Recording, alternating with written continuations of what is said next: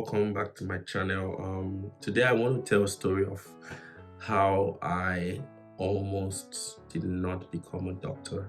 Yes, this is a story I don't like sharing, and I don't know why I don't like sharing the story. I think a lot of people who know me, they may know like fragments of the story, but they may not know exactly what really happened. But I almost gave up on my medical dream when I had a challenge in med school. I can remember a couple of a couple of years ago.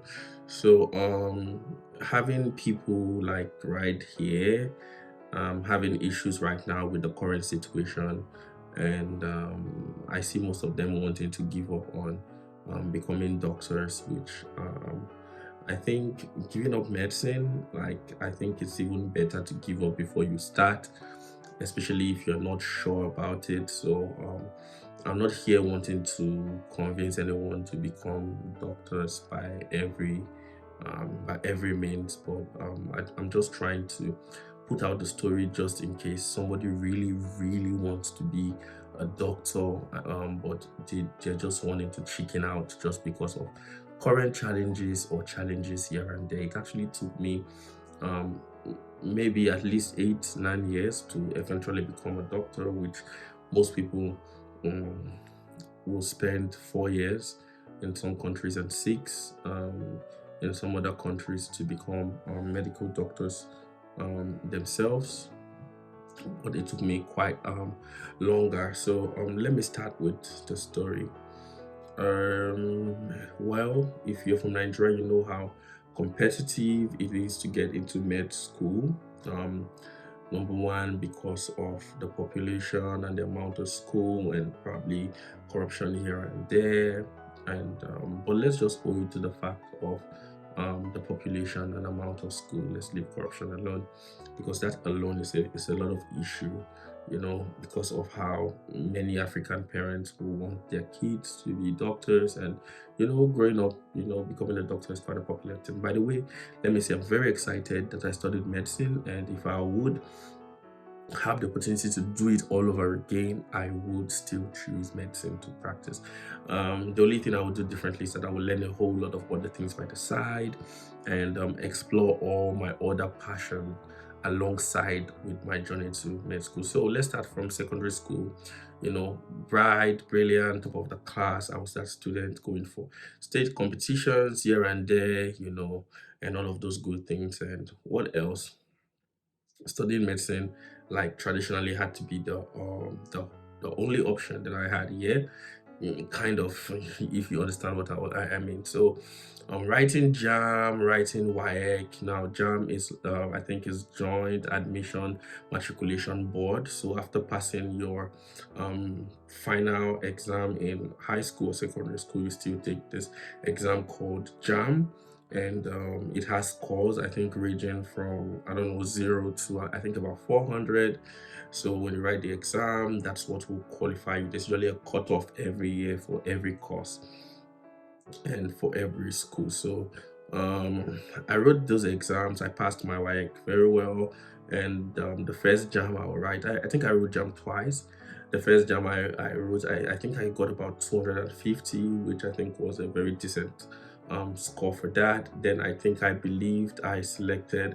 I'm sorry, I'm just telling this story. I didn't script it down, so I may be doing some of the remembering here. So I chose University of Benin, and I also chose Delta State University. Prior to that, I think I was also doing okay. I'm not so sure now. Yeah, I chose University of Benin. So I remember writing the jam, and after jam, you also have to write what is called the post UME. So that's also the exam. So after you get the cutoff for the university, according to your jam results, you also need to write the university's exam. So all of these bottlenecks is just to actually cut out the numbers, and very few people will make it into medicine. So I remember writing the post UME, and the result was out, and I didn't make it to medicine based on the scores. And I remember my dad, he took me to visit one of our family members who worked in university, and they looked at my results and they were like, okay, that based on my result, it's possible that I'll be able to do zoology. And after zoology first year, I'll be able to transfer to medicine. But my dad wasn't wanting that. He just wanted me to go into medicine straight. So I crossed a lot of hurdles before I finally got into med school. For example, I remember doing pre-med in Delta State University. So pre-med is also another option to get into med school after you finish your high school and you did not make it through you didn't make it through the jam or the post jam. So the school organizes like a pre-med, a science based program where people will study for, I think, 1 year, and um after 1 year they would then go, they will now be scores as well, and they will accept people into different programs, medicine and all other programs. So it was another form of admission. I did pre-med in, it's not called pre-med, it's called pre-science. I did pre-science in Delta State University. I did pre-science as well in University of Port Harcourt. So the journey was quite long. So we were just trying to pursue the dream, whichever opportunity we had, writing jam again, and all of those things. But none of those things worked. So my dad opted out for a private university, which is much more easier to get in, and I applied to Igbenedion University, Okada, which is in Benin as well, not so far from home, the other state. And I wrote the exam and I got the admission and I got into med school. If any of you know anything about med school in Nigeria, it's a struggle, unlike here in Europe, in Ukraine, where we study like normally, and you have opportunities to take exams and write all over again, and opportunities. In med school in Nigeria, you're not really sure or that you're in med school until I think after the third year. So first year was a breeze for me. I wrote all my exams and I passed. I did very well with the exams. Then you're not allowed to fail any course in med school, because if you fail any course in med school from the first year, you will not be able to continue to the second year. So I passed my first year. I think the first session, I passed all my courses. There was no carryover. There was no what we call summer, so we're taking up courses. For my second semester, I did have one. I did have one summer. I think it was chemistry lab or something. Yes, but I passed it, and first year was over, and I was in second year medicine.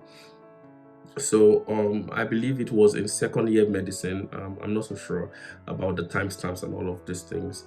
It was in second year medicine that we wrote the exams, and that was supposed to qualify us to third year medicine. And unfortunately, I didn't make it through that process. So I remember those nights when I got my results and I didn't make it over. It was cause of pain and anguish. I felt like my dreams were gone. It was actually the very first time in my life, I was not passing an exam as a student. I've always taught my class. I've always had good result, good grades. My parents have always known me as and my friends have always known me as that intelligent one who always come top. So it was all like very traumatic experience for me. And that was one of the times in my life that I started giving myself to God and to the work of the ministry and just serving, you know, in church and etc. and all of those things. I could remember at that moment, early in the morning around 6 a.m., I would go out on the streets to pray.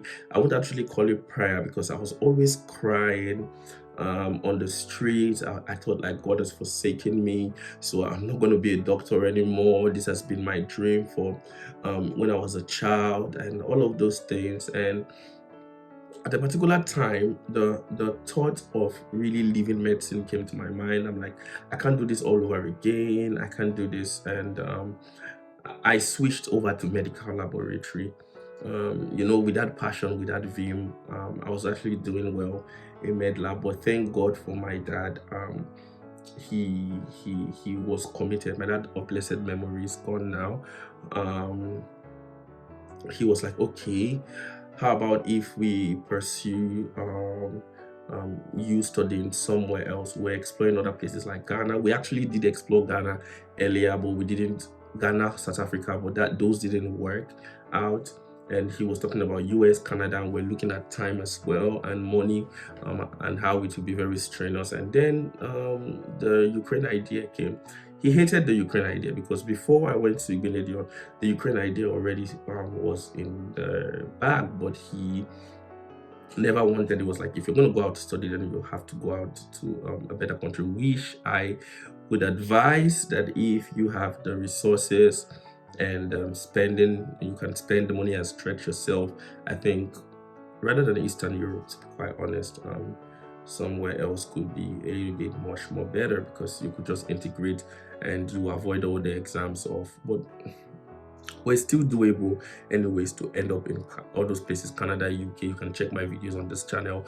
And if a person studies in Eastern Europe and all those parts, how to integrate. So it could also be a plan, but from the beginning, already have the funds and know the steps and keep up with the steps to go. But that aside the story. So then it was the idea, do I want to finish? Do I want to go into something else? And I had other plans and other ideas. And I was feeling some certain kind of way. Am I going to go start again from the beginning, from first year, and all of those stuffs? And what's life? I felt like I was going back. I felt like most of my mates who were still in med school, I feel like they went ahead of me. And with the Nigerian factor, anyways, when I came to Ukraine, for most of them, we did graduate at the same time. And that's not comparing myself with people, but that's just telling you that life just has a way of balancing up and evening up at the end of the day. Even when you feel like you're behind, God is working your life like in such a way that all things will align. So in that season, it was really difficult for me. But look at me here today. I have my certificate. I graduated from med school, and I lived my dream, and God made all these things to come through. Was it easy? It wasn't easy. It was some way, somehow, it was also very difficult starting again, spending more time. But I can tell you that all through the process, I was growing, I was learning, I became a better person. I had the opportunity to meet people like, you know, I don't know how to put it, but it looked like that particular event that happened to me eventually led me to all of God's goodness for my life. All the most wonderful people I met, in my new environment, the new connections, the new opportunities. It seemed like all these steps was taking me to where God wants me to be. And I'm grateful I didn't give up on the goal. I'm grateful that God helped me through the process. So I just want to share this story. It may inspire someone and help someone, especially in difficult times. You're thinking of quitting. I'm not saying that quitting is the wrong option. For some people, I believe quitting is the right option. But if you're just quitting because of the lack of strength that you feel right now to go on with what you have always wanted, then I just want this to be a source of encouragement that yes, you feel that I don't know, you feel that laid back desire, you feel that lack of motivation, but just encourage yourself in the Lord God. And you see, with time, all things will come together. With time, you'll be able to make the right decisions. And if this is what you always want to do, I have stories of other people who wasn't as 8 years, it took them 10, it took them 11, but at the end of the day, they eventually arrived and they are where they want to be. I don't know if I became a medical lab scientist. I don't know how fulfilled I will feel right now. Not because medical laboratory is bad. I have friends. That's what they want to do. That's what they've always dreamt to do. So don't allow circumstances to begin to allow you to drop your dreams and drop your plans and your purpose. I almost did give up on my dream, but I thank God that I didn't. And I just want to encourage someone. I hope this story was a bit encouraging for someone, and I hope that this would give you that ability to be able to keep up and not give up. So thank you, and I'm hoping to hear your story of success in the next few years, of how you overcame and that you didn't give up.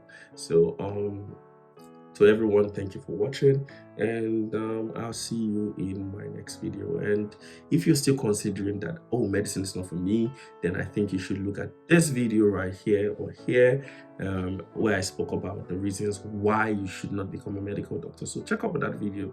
Maybe the right decision for you is not to move on with medicine, but move out. I hope that video will be able to help. Until next time, have a wonderful day and bye.